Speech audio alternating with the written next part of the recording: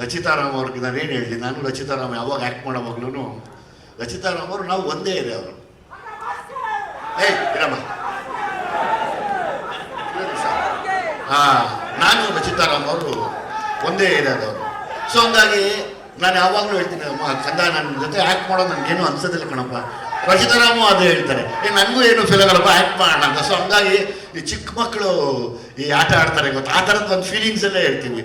ಐದಾರು ಅವರಾಗಲಿ ನನ್ನ wife character ಅಂತ ಇಲ್ಲ, ಅದು ನಾನಾಗಲಿ ಯಾಕೆ ಪತಿ ಕ್ಯಾರೆಕ್ಟರ್ ಮಾಡ್ತಾ ಇದ್ದೀನಿ ಅಂತಲೂ ಇಲ್ಲ.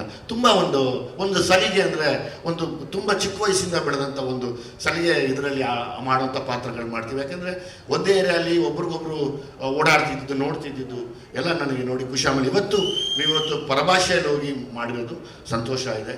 ದೇವರು ಒಳ್ಳೇದು ಮಾಡಲಿ ನಿಮಗೆ.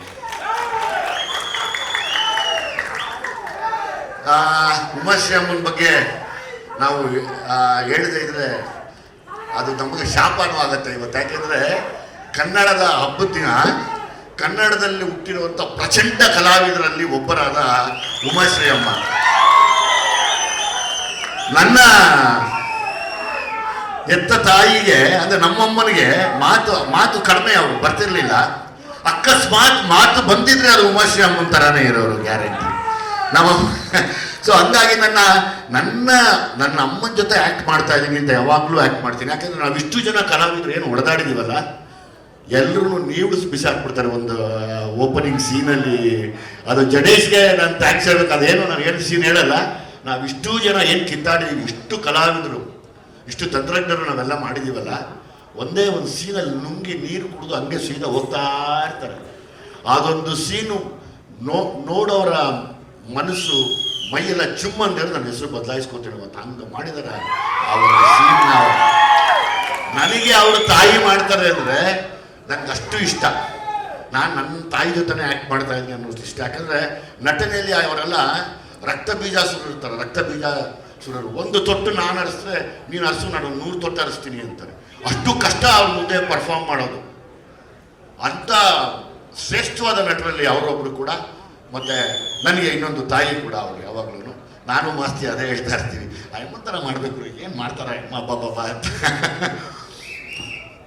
ಒಬ್ಬೊಬ್ರದೇ ಹೇಳ್ತೀನಿ.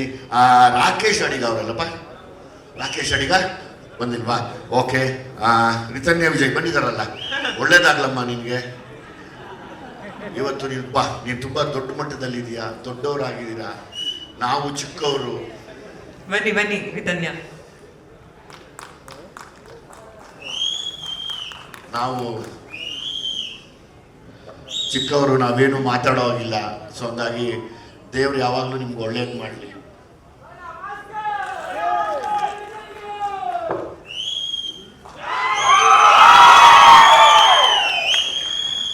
ತುಂಬ